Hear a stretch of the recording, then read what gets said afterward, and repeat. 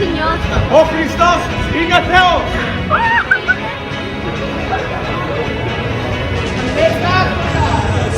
Η θρησκεία του Μωάμεθ είναι άχρηστη.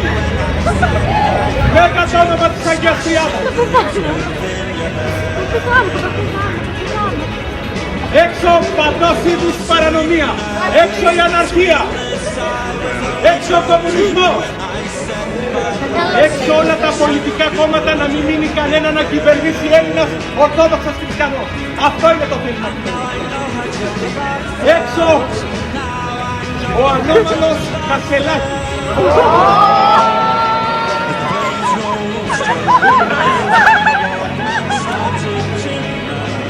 Να μου πείτε, γιατί τα έχει πάλι για τους ανώμαλους, για τους μεταναστές, για τους κτηνοβάτες, για τους αιμονίχους.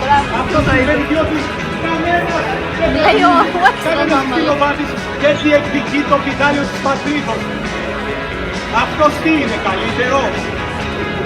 Έξω!